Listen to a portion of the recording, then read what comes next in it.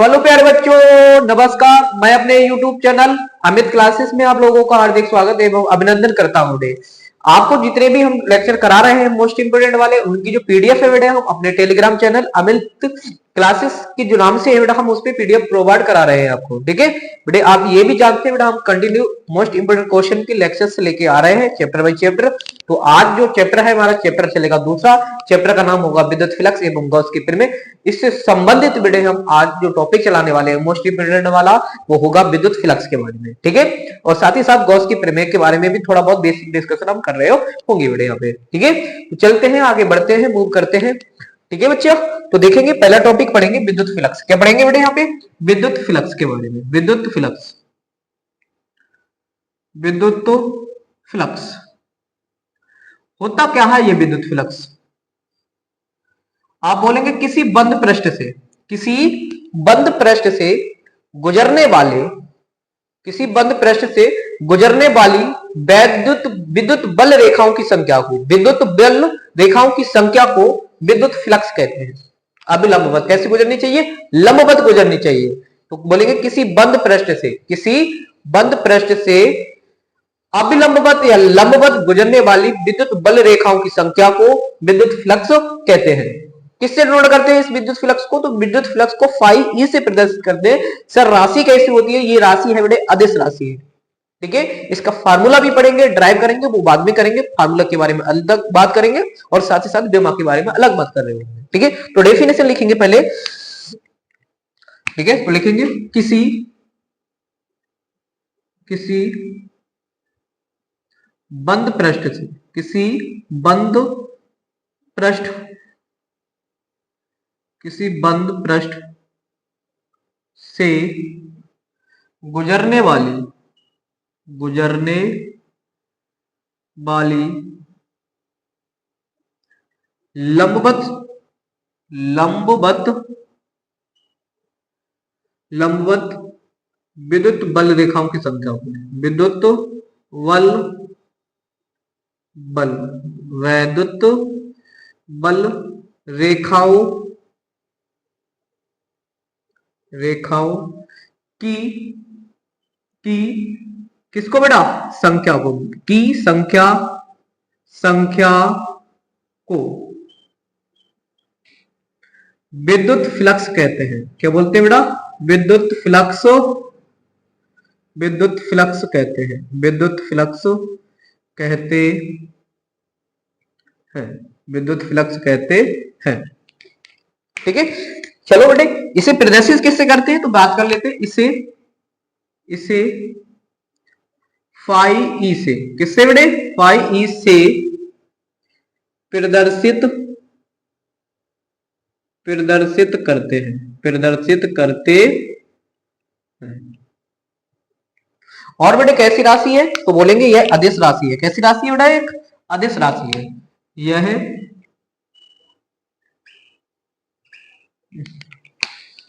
बैठो थोड़ी देर। यह अदिश राशि है, अदिश राशि है। ठीक है, अब थोड़ा सा बेसिक और समझो बेटा। हम उसको डायग्राम, विद्युत बल, विद्युत फ्लक्स को डायग्राम के थ्रू समझने से पहले हम पढ़ेंगे क्षेत्रफल सदिश के बारे में। उसके बाद में बात करेंगे विद्युत फ्लक्स डायग्राम के थ्रू कैसे समझाएंगे। ठीक है, तो बेटे मैंने एक प्रश्न ले लिया, आप हेडिंग डालें क्षेत्रफल सदिश, क्षेत्रफल सदिश एरिया वेक्टर। ठीक है, क्षेत्रफल सदिश एरिया वेक्टर, एरिया वेक्टर बोलेंगे किसी सतह के, किसी सतह के, किसी सतह के लंबवत सतह, लंबवत सदिश को, लंबवत सदिश को, लंबवत सदिश को, लंबवत सदिश को क्या बोलते हैं बेटा? क्षेत्रफल सदिश कहते हैं। क्षेत्रफल सदिश, क्षेत्रफल सदिश कहते हैं, कहते हैं। इसे बेसिकली बेटा ए या डी ए से प्रदर्शित करते हैं, या डी ए से प्रदर्शित करते हैं, प्रदर्शित करते हैं, करते हैं। अब समझिए कि कैसे, थोड़ा सा और बेसिक समझो, ठीक है। जैसे मैंने एक बुक उठाई, कॉपी उठा ली, ये कॉपी है, ठीक है। तो इसकी सतह, ये सतह है इसकी, हमने ये लिखा किसी सतह के अभिलंब सदिश को, बेटा इसके लंबवत, इस सतह के मैंने अभिलंबवत एक सदिश ले लिया, ये वाला, ये दिखाई दे रहा है आपको, मैं हटाता हूं इसे, ये तो ये जो है ना अभिलंबवत जो सदिश लिया मैंने इस सतह के, भाई हमारा क्या कहलाने वाला, क्षेत्रफल सदिश कहलाने वाला, क्या कहलाने वाले बेटे, क्षेत्रफल सदिश कहलाने वाला है मेरे लाल। समझो, थोड़ा और बेसिक सी बताते हैं बेटे। मैंने एक डायग्राम बनाया है यहाँ पे,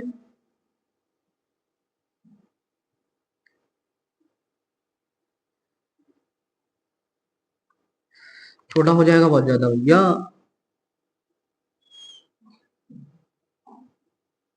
ये कुछ इस तरीके से बनाया, तो बेटा इसका जो क्षेत्रफल सदिश होगा वो इस तरीके से होगा, डी या ए बोलो आप, ठीक है। तो इस सतह का जो क्षेत्रफल सदिश होगा वो इस प्रकार से होगा, आगे बस समझो, ठीक।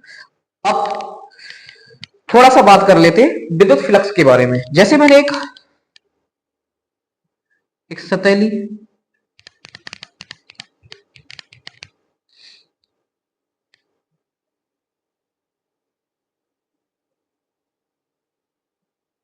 ये मेरे पास सतह है, और ये वाली रेखा कुछ इस तरीके से गुजर के जा रही है,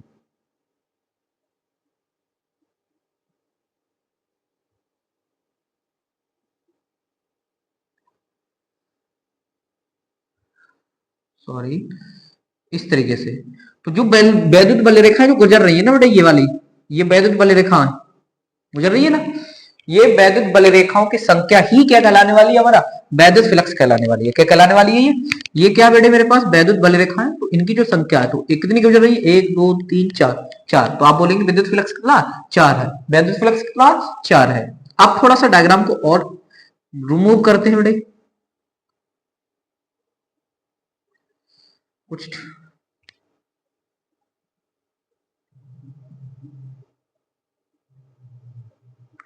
अब की बार में बेटे ऐसे ही एंटर कराता हूं, तो ऐसे निकला,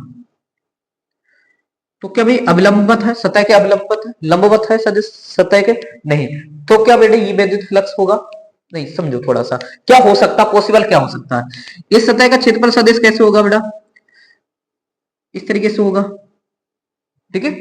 तो बेटा ये वाली जो लाइन है, ये वैद्युत क्षेत्र जो है ना हमारा, ये वैद्युत क्षेत्र ये तो है जो सतह के कैसे नहीं आ रहा, अभिलंबवत नहीं आ रहा है, तिरछा होके आ रहा है, ठीक है। तो फिर क्या वैद्युत फ्लक्स होगा, तो समझो कितना वैद्युत फ्लक्स होगा, यहां से सतह से गुजर तो रहा है लेकिन अभिलंबवत नहीं गुजरा, तो कितना वैद्युत बल रेखाएं, कितनी वैद्युत बल रेखाएं होंगी जो वैद्युत फ्लक्स होंगी, उसको समझो। इस वैद्युत क्षेत्र को मैं घटकों में विभाजित करूंगा, कितने घटकों में, 2 घटकों में विभाजित करूंगा। मेरा क्षेत्रफल सदिश की तरफ जो घटक होगा वो होगा मेरे पास ई कोस थीटा, क्या होगा बेटा ई कोस थीटा, और क्षेत्रफल सदिश के साथ जो वैद्युत घटक जो कोण बनाता है उसे थीटा बोलेंगे, और एक किसमें वियोजित हो जाएगा बेटा, एक वियोजित हो जाएगा ई साइन थीटा, ई साइन थीटा में वियोजित होगा। तो बेटा कौन सा लेते हैं बेटा, ये वाला एरिया लेते हैं, कौन सा एरिया लेंगे, ये वाला एरिया लेंगे। तो बेटा वैद्युत फ्लक्स यही, जितनी यहां से इस कोण पर जितनी भी वैद्युत बल रेखाएं गुजरेंगी वही हमारा वैद्युत फ्लक्स होगा। तो वैद्युत फ्लक्स के लिए फार्मूला बन के आता है ई फाई ई बराबर ई ए कोज थीटा, ई ए कोज थीटा होता है, ठीक है। ये मेरे वैद्युत फ्लक्स के लिए फार्मूला हो गया। और कैसे लिख सकते हैं बेटा, इसको ऐसे भी लिखते हैं फाई ई बराबर E vector dot A vector. ये कैसा रूप है इसका, ये है बेटा इसका अदिश रूप है, कैसा रूप हो गया बेटा इसका अदिश रूप है, अदिश रूप है। तो बेटा आप इसकी डेफिनेशन एक और बना सकते हैं, इसकी डेफिनेशन और बना सकते हैं, क्या बना सकते हैं, आप बोलेंगे वैद्युत क्षेत्र, वैद्युत बल रेखाओं और क्षेत्रफल सदिश के अदिश गुणनफल को, अदिश गुणनफल को वैद्युत फ्लक्स कहते हैं, वैद्युत फ्लक्स कहते हैं। एक तो ये डेफिनेशन और बना सकते हैं, ठीक है। और भी बेटे कई प्रकार से इस वैद्युत फ्लक्स को और कई प्रकार से लिखाया जाता है। देखो आपने लिखा भी देखा होगा बेटा कुछ बेसिक, इसे हटा देते हैं।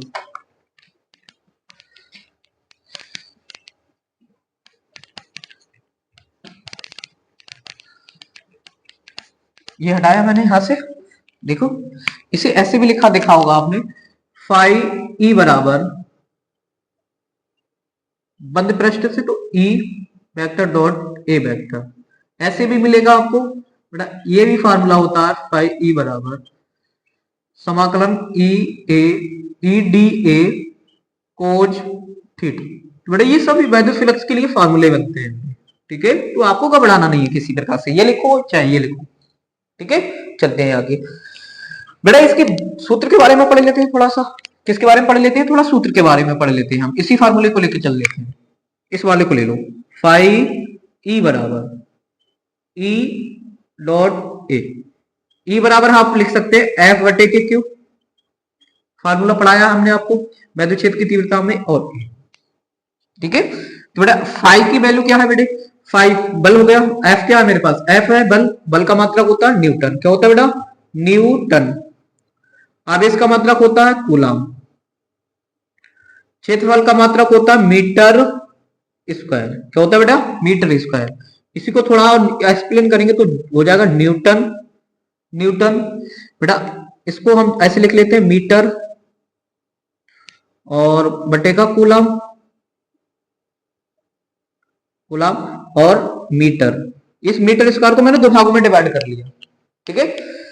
तो बेटा यहां से बनेगा, ये जो वैल्यू हो जाती है बेटा हो जाती है जूल की। किसकी वैल्यू हो जाती है, एक तो हो जाती है जूल की, ठीक है। किसकी हो जाती है, जूल, जूल बटे का कूलम, जूल प्रति कूलम, और इनटू का मीटर स्क्वायर नहीं मीटर, मीटर।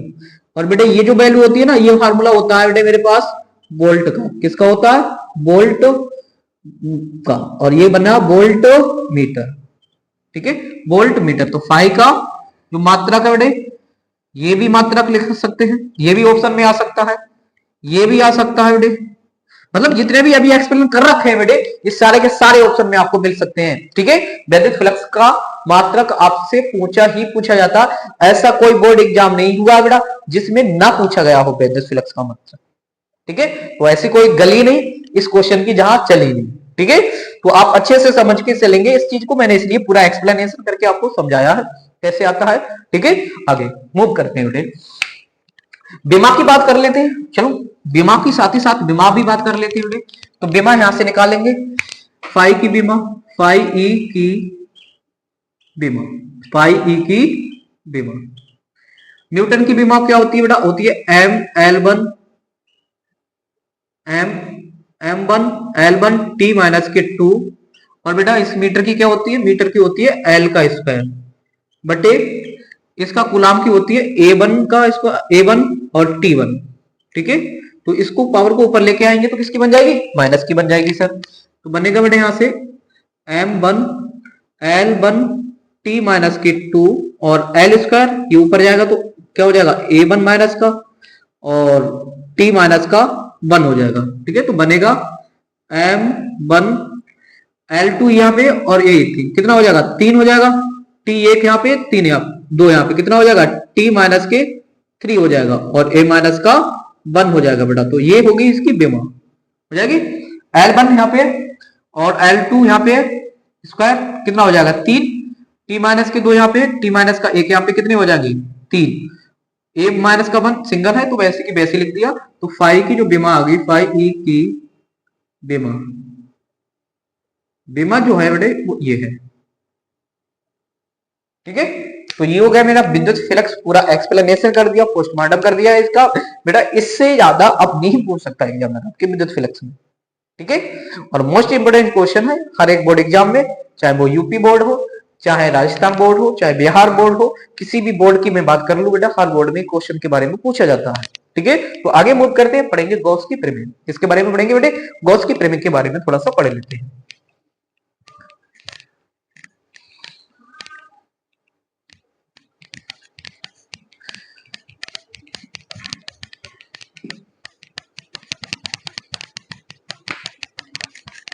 डालेंगे बेटा हेडिंग गॉस की प्रमेय, गॉस की प्रमेय, गॉस की प्रमेय, गॉस की प्रमेय।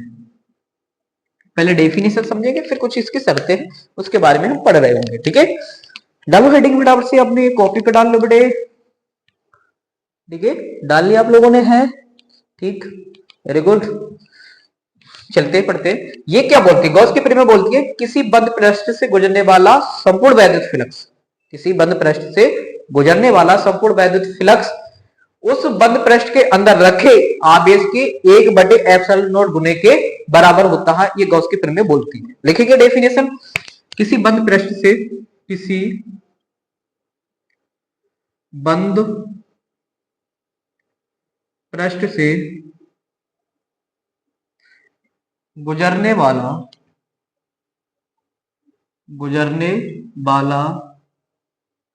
संपूर्ण वैद्युत फ्लक्स, संपूर्ण विद्युत फ्लक्स, विद्युत फ्लक्स,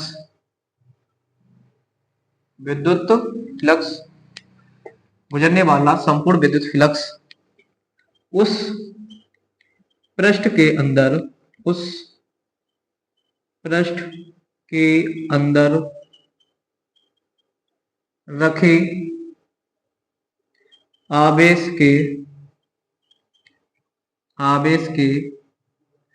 1/ε0 गुना के बराबर होता है, बराबर होता है। ठीक है, कैसे फार्मूला बनेगा, तो वैद्युत फ्लक्स क्या होता है, फाई ई, आवेश, उस आवेश के रखे, उस बिंदु पृष्ठ के अंदर रखे आवेश की 1/ε0 गुने के बराबर होता है, गुना मतलब गुणा से होता है। फाई ई बराबर फार्मूला आता है बेटा क्यू बटे के ε0। ठीक है, तो ये गॉस की प्रमेय के लिए हो गया सूत्र, गॉस की प्रमेय के लिए हो गया सूत्र। अब गॉस की प्रमेय के लिए किसी वैद्युत, गॉस की प्रमेय से, इस नियम के अनुसार जो गॉस की प्रमेय है, इससे संबंधित पृष्ठ की कुछ शर्तें हैं, उनके बारे में थोड़ा सा पढ़ लेते हैं। क्या कहता है बेटे, पहली शर्त के बारे में बात कर लेते हैं। पहली शर्त क्या कहती है, वो कहती है गॉस की प्रमेय वैद्युत फ्लक्स के लिए, वैद्युत फ्लक्स के लिए पृष्ठ का आकार निश्चित नहीं होता, मतलब विद्युत जो फ्लक्स है वो पृष्ठ के आकार पर निर्भर नहीं करता। कोई भी पृष्ठ हो, किसी भी प्रकार का, चाहे आयताकार, वृत्ताकार हो, ठीक है, बंद होना चाहिए, बस कंडीशन ही है। तो आप बोलेंगे गॉस के नियम के अनुसार, गॉस के नियमानुसार,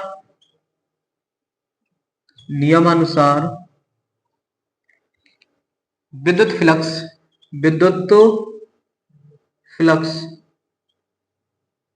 विद्युत फ्लक्स पृष्ठ के आकार पर निर्भर नहीं करता, आकार पर निर्भर नहीं करता, आकार पर निर्भर नहीं करता है। ठीक है, दूसरा क्या कहता है, दूसरा नियम कहता है आकार पे तो निर्भर नहीं करेगा, साथ ही साथ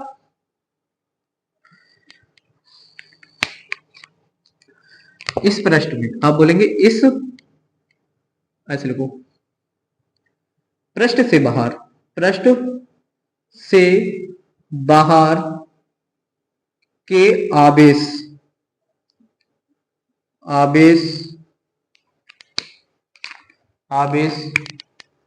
पर, पृष्ठ के बाहर के आवेश पर कोई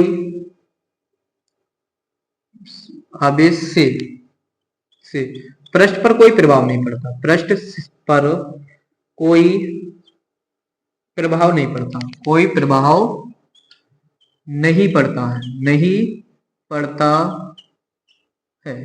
ठीक है, ये उसकी कुछ शर्तें हैं। गॉस की प्रमेय कंप्लीट हो चुकी बेटे। ठीक है, और कल हम गॉस के प्रमेय के बारे में डिटेल से उसका व्युत्पन्न करेंगे, व्यंजक व्युत्पन्न करेंगे, साथ ही साथ कूलॉम के नियम से गॉस के प्रमेय का व्युत्पन्न करेंगे। ठीक है, ये सारी बातें हम कल डिस्कशन कर रहे होंगे बेटे। तो आज के लिए बस इतना रखेंगे और मिलेंगे कल नेक्स्ट वीडियो में। तब तक के लिए जय हिंद, जय भारत।